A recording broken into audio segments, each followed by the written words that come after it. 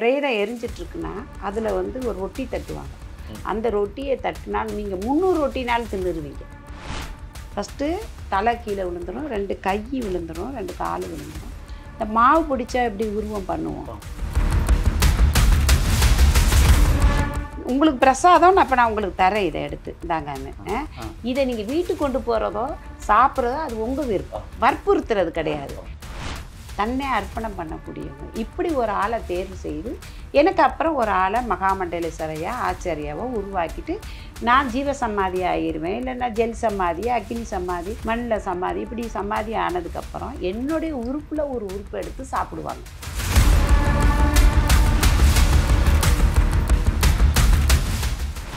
அம்மா, நீங்கள் வந்து குடும்ப வாழ்க்கையை விட்டுட்டு சன்னியாசமாக கேட்கல. உங்கள் கதை என்னம்மா? நீங்கள் எப்படி இதுக்கு வந்தீங்க? எங்கள் அப்பாவுக்கு 16 குழந்தைங்க. 16 குழந்தைய எடுத்துக்கிட்டு மிலிட்ரியில் இருந்தார் எங்கள் அப்பா. ₹1 சம்பளம். அப்போ அந்த ₹1 சம்பளத்தில் பிள்ளைகளை எடுத்துகிட்டு சொந்தக்காரங்க வீட்டுக்கு போனால் 16 எங்கள் அப்பா அம்மாவும் சேர்த்து 17, 18 பேருக்கும் ஒரு டம்ளர் டீ கொடுக்கணும். அதுக்காகவே எங்கள் குடும்பம் போனால் ஒரு மாதிரி இது பண்ணுவாங்க. அதனால் எங்கள் அப்பா எந்த சொந்த பந்தத்துக்கும் போக மாட்டாங்க. இன்னொன்று பெரியன்னா, செல்லச்சாமி தேவர் அரண்மனை சார்ந்தவர். இது ராம்நாதுக்கு பக்கத்தில் இருக்கிற புலார்சாமி தேவர்னு சொல்லிட்டு செல்லச்சாமி தேவர். குதிரையில் பவுனி வரும். அவருக்கும் 16 பிள்ளைய, ஒரே தாய் பிள்ளை தான். 16 பிள்ளைங்க அவருக்கு. எங்கள் அப்பா பெற்றுக்கிட்டதும் 16 பிள்ளைங்க. ஆனால் அவர் வாழ்கிற காலத்தில் அரண்மனையை காசிநாத்துறை அந்த மாதிரி அரண்மனை சார்ந்து இருக்கனால விவசாயம் நிறையா இருக்கும். அந்த இடத்துல பணம் காசுக்கெல்லாம் முக்கியம் இல்லை, விவசாயம்தான் நிறையா இருக்கும். அதனால் அவங்க நல்லா செழிப்பாக வாழ்ந்தாங்க. ஆனால் எங்கள் அப்பா காலத்தில் ₹1 சம்பளத்தில் மிலிட்ரியில் இருக்கும்போது யார் வீட்டுக்கும் போக முடியாது. அப்போ எங்கள் அப்பா அந்த ₹1 சம்பளம் பத்தலை. அதனால் வேலையை வேணான்னு 14 வருஷம் பண்ணுறதுக்கு 13 வருஷம் வேலை பார்த்துட்டு 1 வருஷம் பார்க்கலை. அதனால அவருக்கு வந்து பென்ஷன் பணம் கிடைக்கல. எழுதி கொடுத்தோன்னா கொஞ்சம் பணம் கிடைக்கும். அதில் எடுத்துகிட்டு வந்து ராமேஸ்வரத்தில் குடியேறுறோம். அதுவும் எப்படி குடியேறுனா, சுடுகாட்டில் வீடு கட்டி அங்கே குடியேறும். அங்கே தான் நான் வந்து பிறக்கிறேன், ராமேஸ்வரத்தில். அப்போ ராமேஸ்வரத்தில் விட்டு நான் தாண்டினது கிடையாது. எப்போ நான் பிறக்கிறேன், ஆடி மாதம் அமாவாசை அன்னைக்கு ஞாயிற்றுக்கிழமை பிறக்கிறேன். அதே மாதிரி நான் வயசுக்கு வரதும் ஆடி மாதம் அமாவாசையிலே ஞாயிற்றுக்கிழமை என்னுடைய வயசுக்கு வந்து நான் எனக்கு கீழே வந்து எல்லாம் சின்ன சிறுசு. எங்கள் அம்மா பேரை 1.5 பாப்பா. வயிற்றில் 1 இருக்கும், கையில் 1 இருக்கும், ஒரு குழந்தை இருக்கும். அவள் அதுக்கு பேர் 1.5 பாப்பா எங்கள் அம்மா பேரை. அங்கே அப்போவே அங்கே சீதாராம் மடம்னு ஒரு மடம் இருந்துச்சு. அந்த மடத்தில் போய் பாபாமார்களுக்கெல்லாம் சேவை செய்கிறது. அப்போவே வந்து தண்ணி ரொம்ப கஷ்டம். அப்போல்லாம் வந்து ரொம்ப வானம் பார்த்த பூமி அந்த சைடுலாம். தண்ணிக்கு மைல் கணக்கெல்லாம் நடக்கணும் தண்ணி குடிக்கிறதுக்கு. அப்போ ஒரு டம்ளர் அப்போவே 10 பைசா ஒரு டம்ளர் தண்ணி, 10 பைசா அப்படின்னு சொல்கிறது. பானி பினானிக்கு அப்படின்னு சொல்லிட்டு தண்ணி குடிப்பேன் நான் எல்லாத்துக்கும், பாபாமார்களுக்கெல்லாம். அப்போவே ஹிந்தி வந்து கொஞ்சம் பேசினேன். எங்கள் அப்பா மிலிட்ரியில் இருந்தனால ஹிந்தி பேசினேன். அப்போவே ஒரு பாபா வந்து இப்படி கண்ணு முன்னாடி மண்ணை எடுத்து லட்டு ஆக்குவார், காசாக்குவார், லிங்கம் ஆக்குவார். கண்ணுக்கு முன்னாடியே அவர் போனாலும் அதை உடச்சி கிடச்சி பார்த்தாலும் அது அதுவாக தான் இருக்கும், மாறலாம் செய்யாது. அந்த சக்தி உள்ளவர். அவர் வந்து கேட்டார் எங்கள் அப்பாக்கிட்ட, இது எங்களுடைய மேரா சாத்துமே பாய்தாவா அப்பனாக்கா லடிக்கி அப்படின்னு சொல்லி கேட்டால் எங்கள் அப்பா இல்லை நான் தரமாட்டேன்னு சொல்லிட்டு, உனக்கு என்னம்மா விருப்பம் அப்படின்னு கேட்டதுக்கு எனக்கு ஆன்மீக தான் விருப்பம்னு சொல்லி. ஏன்னா அந்த பாபா மாதிரி அங்கே பூஜை பண்ணுறது வைக்கிறது, அப்புறம் வர்றவங்கெல்லாம் வந்து திருநூறு வாங்கிட்டு போகிறது, வர்றவங்களுக்கு மந்திரிப்பாங்க. இந்த அங்கே அக்கிலாம் நிறையா வரும் வெயில் காலத்தில். இப்போ அக்கிக்கு வந்து மந்திரிச்சு மருந்து போடுறது, மஞ்சக்காமலைக்கு மருந்து கொடுக்குறது, இப்போல்லாம் அப்படி மருந்துகள்லாம் கொடுக்குறது. அவங்களுக்கு காசுலாம் வாங்குறதில்ல, அவங்க அரிசி பருப்பு இதெல்லாம் கொடுப்பாங்க. அந்த வேலையை நானும் செஞ்சுக்கிட்டு இருந்தேன் பாபாமார்களுக்கு. அது ஒரு டாக்டர் தொழில் மாதிரி எனக்கு ரொம்ப பிடிச்சி போச்சு. அதனால எனக்கு ஆன்மீகம் தான் வேணும் அப்படின்னு சொன்ன பிறகு எங்கள் அப்பாவும் அதே மாதிரி எங்கெல்லாம் வீடு மாற்றி போகிறாரோ அதெல்லாம் சுடுகாட்டுக்கு பக்கத்துலேயே இருக்கும். இப்போ ஒன்று வேணாம், நீங்கள் என்ன தேடி வந்திருக்கீங்க, எதுக்கு பக்கத்தில் இருக்கேன், சுடுகாடு. அப்படி சுடுகாட்டை சார்ந்தே என்னை அறியாமையே சிறு வயதில் இருந்தே அப்படி இருப்பேன். அது மாதிரி யார் எரிச்சிட்டாங்க பதைச்சிட்டாங்கன்னா நான் ஃபஸ்ட்டாக போய் நிற்பேன். ஏன் போய் அங்கே போய் நின்னேன்னா, ஆரம்ப காலத்தில் அது மேலே அந்த வாக்கரிசி பிதைச்சதுமே படையெல்லாம் போடுவாங்க. அவங்க காக்கா போய் சாப்பிடுதோ இல்லையே, நான் தான் ஃபஸ்ட்டு போய் சாப்பிடுவேன். மீதி அந்த ஸ்வீட்டெல்லாம் எடுத்துகிட்டு வந்து என் தம்பிகளுக்கு எல்லாருக்கும் கொடுப்பேன். அதனாலே போவேன். அதே மாதிரி எரிச்சிட்டாங்க, அப்படி எரியினா அதில் எப்படி எரியுது அப்படிங்கிறத கூர்ந்து கவனிப்பேன். எப்படின்னா ஒல்லியாக இப்படி தான் வைப்பாங்க, அது நல்லா பெருசாகி டப்புன்னு வெடித்து வெள்ளரி பழம் மாதிரி அதுலேருந்து நீராக கொட்டும், அதில் குபீர் குபீர்னு தீப்பிடிச்சி எரிஞ்சியும். ஃபஸ்ட்டு தலை கீழே விழுந்துடும், 2 கை விழுந்துடும், 2 கால் விழுந்துடும். இந்த மாவு பிடிச்சா எப்படி உருவம் பண்ணுவோம் முண்டமாக, அந்த மாதிரி தான் இருக்கும். வயிறு வெடிக்கும். வயிறு வெடித்தா அப்போ கொஞ்சம் தள்ளி நிற்கணும், இல்லைன்னா மூஞ்சில் வந்து அந்த இதெல்லாம் சப்புன்னு அடிக்கும். இந்த நரம்புகள்லாம் சுருங்க சுருங்க அப்படியே எந்திரிச்சு உட்காரும் பாடி, அந்த பிரேதம் எந்திரிச்சு உட்காரும். இதெல்லாம் நான் வந்து ரொம்ப பார்ப்பேன். பயமா இருக்காதா? நான் தான் ஆரம்பத்துலேருந்தே சுடுகாட்டில் தானே வாழ்ந்துட்டுருக்கேன். இன்னொரு முக்கியமான காரணம், என் தங்கச்சி ஒன்று இறந்து போச்சு. அதை கொண்டு போய் விதைக்கவும், அப்போ வந்து அல்லொலியா கூட்டத்தில் நான் போய் அவங்க இங்கேயும் போவேன் அங்கேயும் போவேன். இங்கே வந்து இந்து முஸ்லீம் கிறிஸ்டின்லாம் இல்லை, ராமேஸ்வரத்தில் எல்லோரும் ஒத்துமையாக இருப்பாங்க. இவங்க வீட்டு சாப்பாடு வரும், அவங்க வீட்டு சாப்பாடு வரும். இப்போ தானே, அப்போ ஜாதி மதம் அப்படிங்கிறதே கிடையாது. ரொம்ப ஒத்துமையாக இருப்பாங்க. 1 பைசா 2 பைசா காலம். அப்போ 25 காசுலேயே சோறாக்கிடலாம், குழம்பு வச்சிடலாம். 25 காசுலேயே. அப்போ எனக்கு நல்ல விவரம் தெரியும். நான் அந்த இடத்துக்கு போயிட்டு இதெல்லாம் எடுக்கிறதுனால எனக்கு வந்து அதில் ஒரு பயம் எதுவுமே இருக்கிறதில்ல. அப்படி படிப்படியாக போகும்போது அதுக்கப்புறம் 5 குருமார்கள் வந்தாங்க. அப்புறம் வீட்டில் நிறைய சூழ்நிலைக்கில் இறக்க போனேன், சாகலான்னு போனேன். எங்கள் கொல்லிமலையில் போகும்போது ஜடையம்மான்னு ஒரு அம்மா இருந்தாங்க. இப்போ அவங்க 110 வயசு ஆச்சு அவங்களுக்கு. கூனி குருவி இருப்பாங்க. அவங்க வந்து 1 வாரம் நீ சாக வேணாம், அதுக்கப்புறம் நீ செத்துரு, நானே உனக்கு மருந்து தரேன்னு சொல்லிட்டாங்க. 1 வாரம் அவங்களுக்கு சேவையெல்லாம் பண்ணுவேன். அவங்க அந்த பேய் ஓட்டுற வேலை செய்வாங்க. அப்போ அவங்க வந்து உட்காந்து ஒரு பெண்மணி அழுகிறாங்க, ரொம்ப ரொம்ப அழுகிறாங்க. எப்படி அழுகிறான்னா, தன்னுடைய தங்கச்சியே தன்னுடைய கணவர் வச்சுக்கிட்டாரு, அதனால இவங்க வந்து சூசைட் பண்ணி செத்துட்டாங்க.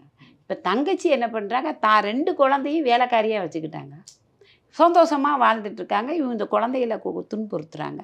அது கண்ணால் பார்க்குறேன், அதை தடுக்க முடியல. நான் உயிரோடு இருந்தால் நான் தடுத்து என் பிள்ளைகளுக்காக வாழ்ந்துருக்கலாம். நான் செய்தது தப்பு அப்படின்னு சொல்லி எனக்கு வந்து இந்த பொண்ணு உடம்பு வேணும், இந்த பொண்ணும் உடைய கடமைகளையோ அது செய்ய முடியாமல் போகுது.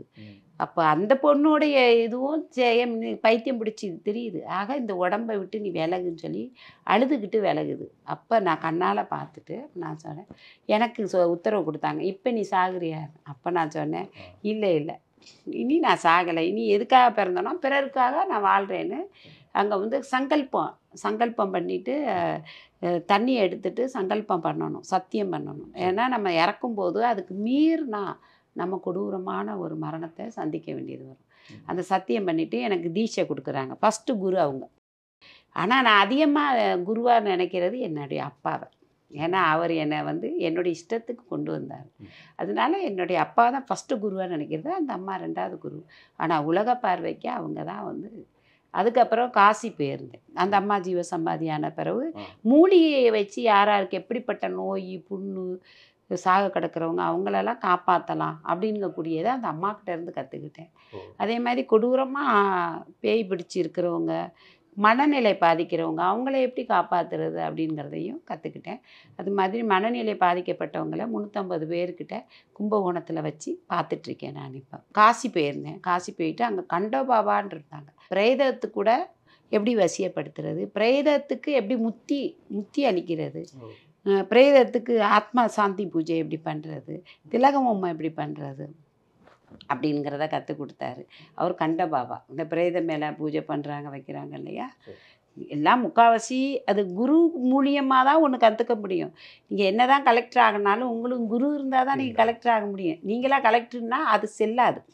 உங்களை கலெக்டர்னு நீங்கள் ஒரு சீட்டு போட்டு உட்காருங்க, அது செல்லாது. முறைப்படி வந்தால் தான் வந்து செல்லும். இது இப்படி தான் கண்டபாபா வந்து குருவாக எனக்கு வந்து கிடைச்சாரு. அதுக்கப்புறம் சீதாராம் பாபா அவர் இறந்ததுக்கப்புறம் சீதாராம் பாபா அந்த இப்போ இங்கே இருக்கும்போது எல்லா அக்கடாக்காரவங்களும் இருப்பாங்க. சீதாராம் பாபாவில் இருப்பாங்க, அகோரியில் இருப்பாங்க, நாக சம்பிரதாய அக்கடான்ங்கிறது ஆசிரம் மாதிரி. இப்போ ஒரு ஆசிரம் அக்கடான்ங்கிறான், அவ்வளோதான், வேற ஒன்றும் இல்லை. இது அக்கடான்ங்கிறதாங்க. ஆனாலும் இந்த ஆசிரமத்தை தாண்டி அக்கடானுங்கிறது எப்படின்னா சிஷியர்களை உருவாக்கணும். சங்கராச்சாரியார் எப்படி சிஷியர்களை வந்து உருவாக்குனார், அது மாதிரி சிஷியர்களை நிறையா பேர் தானாக வந்து அவங்களுக்கு போதிக்கணும். இதில் வந்து 100 பேர் 200 பேர் இருக்காங்கன்னா நான் எப்படினாலும் இறந்து தானே போவேன். அப்போ நான் இறக்குறதுக்கு முன்னாடி போதிக்கணும் அவங்களுக்கு.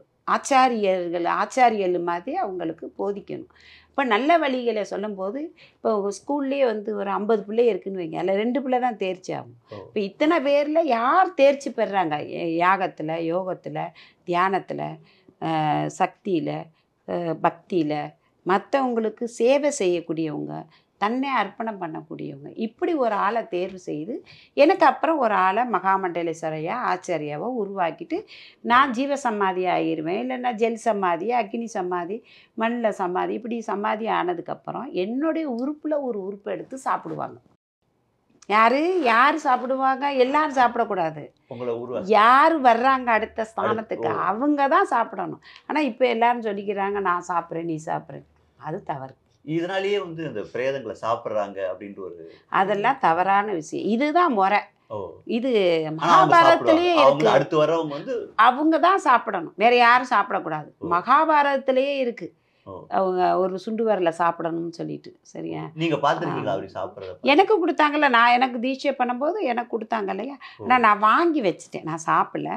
உங்களுக்கு பிரசாதம் அப்போ நான் உங்களுக்கு தரேன், இதை எடுத்து இந்தாங்கன்னு. இதை நீங்கள் வீட்டுக்கு கொண்டு போகிறதோ சாப்பிட்றதோ அது உங்கள் விருப்பம், வற்புறுத்துறது கிடையாது. அது மாதிரி ஒரு பிரேதம் எரிஞ்சிட்ருக்குன்னா அதில் வந்து ஒரு ரொட்டி தட்டுவாங்க. அந்த ரொட்டியை தட்டினால் நீங்கள் 300 ரொட்டினாலும் தின்னுருவீங்க. பிரேதத்திலேயே தட்டி தட்டி கொடுப்பாங்க. 300 ரொட்டினாலும் தின்னுருவீங்க. அந்த மாதிரி பசிக்கும் அந்த இடத்துல. அந்த ரொட்டி நான் சாப்பிட்ருக்கேன், வீடியோவும் போட்டிருக்கேன் நான். ஆனால் இந்த அது வந்து கிரியாகிரின்னு சொல்கிறது. பிரேதத்தை அது மாதிரி பிரேதத்தை முன்னாடியே எரிச்சிட்ருக்காங்க அப்படின்னா நாங்கள் போக மாட்டோம். அது எரிஞ்சிட்டு இருக்கும் பாருங்க, அப்போ போய் ஆனா பெண்ணான்னு கண்டுபிடிப்போம். தூக்கிட்டு போகும்போது வைக்கும்போது பார்த்தா கூட கண்டுபிடிச்சிருவீங்க. ஆனால் ஆனா பெண்ணான்னு நாங்கள் கண்டுபிடிச்சி அங்கே உள்ளவங்க அந்த வெட்டியான் இருப்பாங்களே அவங்ககிட்ட நாங்கள் சொல்லுவோம், இது ஆணு தானே எரியுது, ஆணு எரியுது, ஆணுமா நிற்கிது அப்படின்னு சொல்லும்போது அவர் சொல்லுவார், ஆமாம் இது உண்மைதான், இது ஆண்மா, ஆனால் காலையில் எரிஞ்சிச்சு, அது எப்படி உங்களுக்கு தெரியும்னு அவங்க கேட்பாங்க, வெட்டியான்னு கேட்பாங்க. அப்புறம் அதே மாதிரி அவங்க ஃபோட்டோ எடுத்து நாங்கள் சொல்லுவோம் இன்னார் ஃபோட்டோ அப்படின்னு. இந்த ஃபோட்டோவை அவங்க எரிக்க 2ஆம் நாளுக்கு தண்ணி இது ஊற்ற வராங்கல்ல, திதி பண்ணுறதுக்கு 2ஆம் நாள் காரியம், பால்லாம் அந்த பயிரெலாம் போட்டு பண்ணுவாங்க.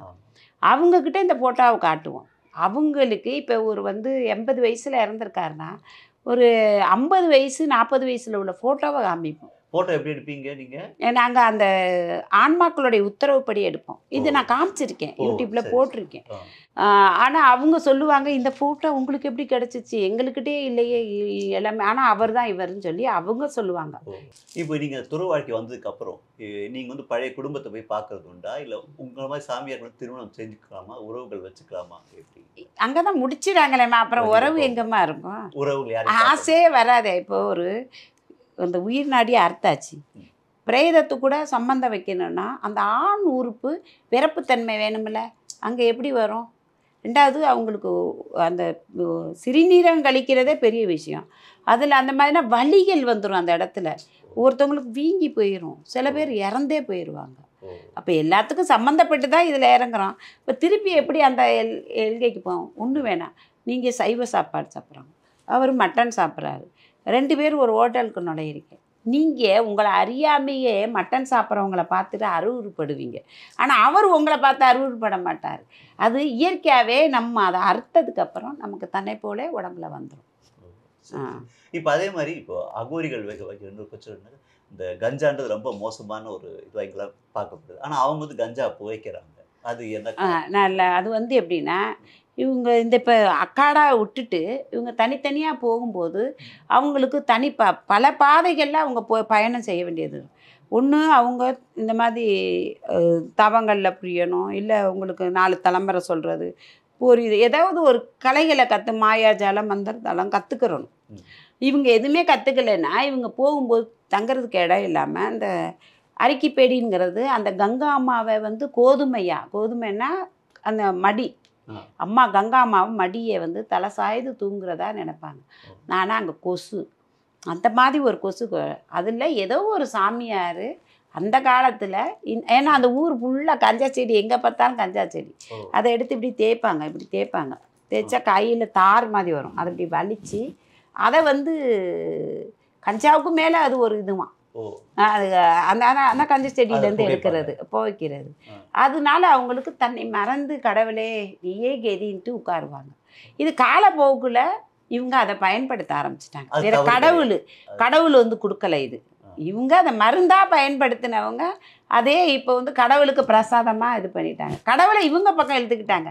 இவங்க கடவுள் பக்கம் ஆனா போகல. அது உபயோகப்படுறது தவறாகவும் தவறு தான். கருதப்படுது. தவறு தான். சரி, சரி. தவறு தான். ஆனால் அதை அவங்க பயன்படுத்துகிறாங்க.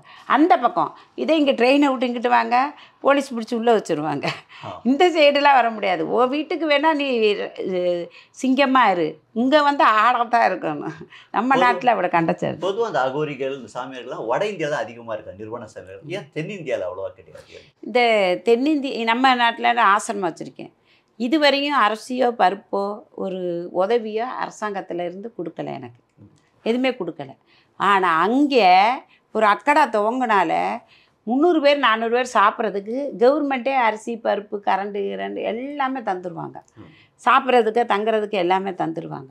அதே மாதிரி இப்போ நான் அந்த அகோரி பாபா வந்து வேறு இடத்துக்கு போகிறாங்க. நீங்கள் வந்து பக்கத்து வீட்டுக்காரவங்க சண்டை போட்டுட்ருக்கீங்க இடத்துக்கு. அந்த இடத்துல போய் செட்டை போட்டு உட்காருவாங்க. இவங்களை விரட்ட மாட்டாங்க.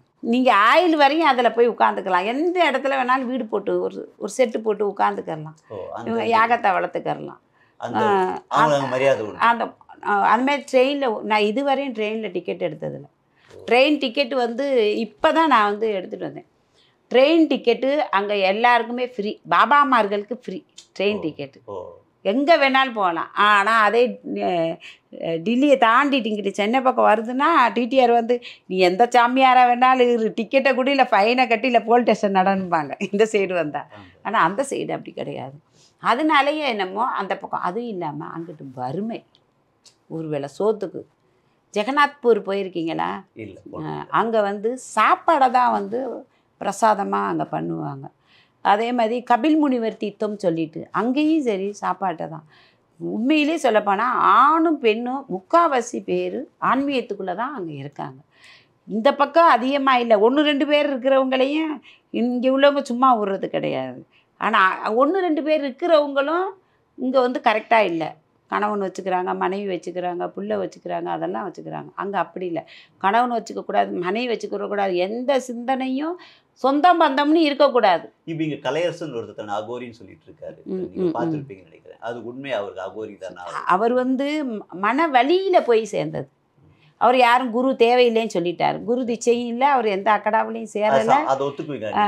நாங்கள் சேர்க்க மாட்டோம்ல. கும்பமேளாக்கெல்லாம் உள்ள நுழைய முடியாது. யாராவது ஒருத்தம் கண்டுபிடிச்சாலும் பிரச்சனை தான். இருந்தாலும் அவரும் மனநிலைக்கு அப்படி இருக்காரு பாவம். இப்போ ஒரு சில ஆன்மாவோட பேசுகிற ஒரு அனுமோகன் எங்கள் சேனல் இருக்குது. அவர் உலகம் சீக்கிரம் அழிய போகுது, இலங்கை அழிஞ்சிருன்னு சொல்கிறார். அதெல்லாம் உண்மையா? ஏம்மா அந்த 2022 உலகம் அழியும்னு சொன்னாங்க. இதுவரையும் அழிஞ்சிச்சாம்மா? இறைவனும் பஞ்சபூதங்களும் காரணம் இல்லாமல் அழிவு தராது. தந்தா ஒரு சில பகுதிகள் மொத்தத்தையும் அழிக்காது. அதுவும் இல்லாமல் இந்த சாமியார்கள் மாதிரில 100 பேரை எடுத்துக்கிட்டிங்கன்னா 20 பேராவது உண்மையானவங்க இருக்காங்க. அவங்க நாளுக்காக இப்போ கோயிலுக்குள்ளே போகிறீங்கன்னா ஆயிரக்கணக்கான பேர் இருப்பாங்க. ஆனால் ஒருத்தருடைய சக்தி ஆயிரக்கணக்கான பேருடைய துன்பத்தை போக்கக்கூடியதாக இருக்கும். அப்போ உண்மையான மார்க்கம் எல்லாரும் எடுத்துக்கிட்டா, இப்போ நீங்கள் கணக்கு எடுத்தீங்கன்னா 90 பேர் கஷ்டத்தில் தான் இருப்பாங்க.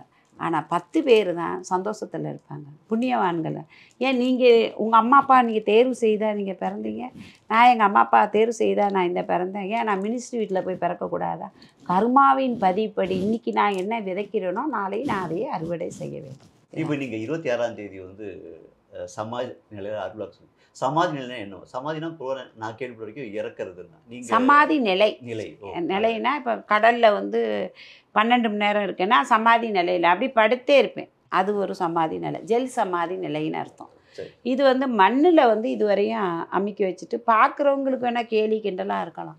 ஆனால் அதுக்குள்ளே இருக்கக்கூடியவங்களுக்கு தெரியும். அதே மாதிரி இப்படி இந்த விரல் கூட இப்படி ஆட்ட முடியாது. மண்ணுக்குள்ளே இருந்தீங்கன்னா விரல் இப்படி ஆட்ட முடியாது. அப்படியே அந்த மண்ணுக்குள்ளே ஒரு புழு உண்டு, அது எப்படி கொடையும். ஆனால் அந்த கொடைகள் அந்த இதெல்லாம் கூட பொறுத்து தன்னை மறந்த நிலையில் சமாதி நிலையில் தவ நிலையில் புரிகிறது தான் சமாதி நிலைங்கிறது. உங்களுக்கு அவ்வளோ இது மாதிரி இப்படி உட்கார்ந்துருக்கோம் அப்படின்னால 12 மணி நேரம் இருக்கோம்னா நம்மளை சுற்றி நம்ம அந்த நீங்கள் ஒரு 10 நிமிஷம் இருந்து பாருங்கள், அதோடைய தன்மை தெரியும். ஆனால் இருக்க தான் அதுக்குள்ளே போக முடியும். திரும்பி நான் வரும்போது ஒரு உடம்பு இப்படி போய் இப்படி வரும். ஏன்னா அந்த ஆத்மா உள்ளே நுழையும் போது அந்த ஒரு உணர்வை நம்ம உணர முடியும். தன்னை போல் கண்ணீர் வரும். இன்னொரு ரகசியம் என்னன்னு சொல்கிறேன், இதில் பார்த்துட்ருக்கிறவங்க எல்லாருக்குமே சொல்லக்கூடியது, இந்த தியான நிலை அப்படிங்கும்போது ஒரு மனுஷன் எப்போ முழுமை அடைகிறான் அப்படின்னா அவன் இறக்கும் தருவாறு வரணும்.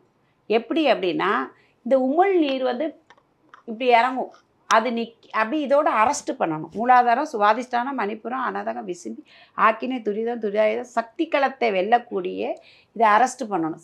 சமாதி செத்து போனால் ஒருத்தவங்களுக்கு எப்படி உமிழ் நீர் இறங்காது, அந்த மாதிரி இருக்கும். கண்கள்லாம் ஒரு இது கூட ஒரு இப்படி இப்படி அசையக்கூடாது, இப்படி டெத்தாகவே இருக்கும். அந்த நிலையை அடையும் போது தான் அவன் வந்து தன்னுடைய ஆத்மாவை வெளியேற்றி கொண்டு வர முடியும். அந்த நிலையை நான் அடைஞ்சிருக்கேன். அதனால தான் என்னால் பண்ண முடியும். நீங்கள் யார் வேணாலும் டெஸ்ட் பண்ணலாம். ஏன்னா இதோட அரெஸ்ட் பண்ணிடும். ஒரு நீர் இறங்க முடியாது, கொல்ல முடியாது. நாக்கு எல்லாமே அப்படியே ஒரு இறந்தவங்கள் மாதிரியே எல்லாமே ட்ரையாக அப்படியே இருந்த இடத்துலையே இருந்துடும். கண், நாக்கு, ஐம்புலன்களும் அப்படி இருந்த இடத்துலையே இருந்துடும். அதுதான் தவநிலை. இந்த அகோரிகள் என்ன சாப்பிடுவாங்க? இப்போது அவங்க வந்து வனத்துலலாம் இருப்பாங்க, அப்போ என்ன சாப்பாடு இருக்கு அவங்களுக்கு? அதிகமாக மூலிகை தான் எடுத்துக்கணும். எப்படின்னா வில்வ பழம், வில்வ இலை, கீரை இதை எடுத்துக்கிறணும். பல வகைகள் எடுத்துக்கலாம். அதுவும் இந்த சமாதி நிலைங்கும்போது 3 நாளைக்கு சாப்பிடவே கூடாது. ஏன்னா அவங்க உடல்ல சாப்பிட்றாங்கன்னும் போது மற்ற சாப்பிடவே கூடாது, நீர் சாப்பிடவே கூடாது, எதுவுமே. ஏன்னா நம்ம சமாதி நிலையில் இருக்கும்போது சிறுநீரகம் வரவோ, மலம் வர்றதுக்கோ, உடலில் ஏதாவது இந்த காற்று ஏதாவது எதுவுமே வரக்கூடாது. அப்போ எப்படி சக்தி இருக்கும்? அது மாதிரி இப்போ எனக்கு இருமல் இருக்குன்னு வைங்க, தியானத்தில் இருக்கும்போது அப்படின்னு இரும்பவும் கூடாது. அந்த மாதிரி நிலையை அடைகிறதுக்கு தான். சக்தினா அவ்வளவு சக்தி இருக்குமா? எந்திரிச்சு இப்படி 3 நாள் சென்று வந்தாலும், இப்போ 6 நாள் வேற உட்கார போகிறேன் நான். இந்த 3 நாள் முடிச்சுட்டு 6 நாள் உட்காருவேன். ஒரு குகையில் போட்டு அடைச்சிருவாங்க. அதுக்கப்புறம் வெளியே வரும்போது ஃப்ரெஷ்ஷாக இருப்போம். அவ்வளோ ஆரோக்கியமாக இருக்கும். சாப்பாடு எதுவுமே கிடையாது, தள்ளாட கூட மாட்டோம். அவ்வளோ ஒரு எனர்ஜியாக இருக்கும். அப்படி ஒரு சக்தி இருக்கும். அது அனுபவிக்கிறவங்களுக்கு தான் தெரியும். நான் அனுபவித்தேன். என்னை பொறுத்த வரையும் அனுபவம் தான். பல விஷயங்கள் சொன்னீங்க. ஹரர் மகாதேவ். ஜெய் ஸ்ரீராம். ஹரர் மகாதேவ். வாழ்க வளமுடன். நன்றி.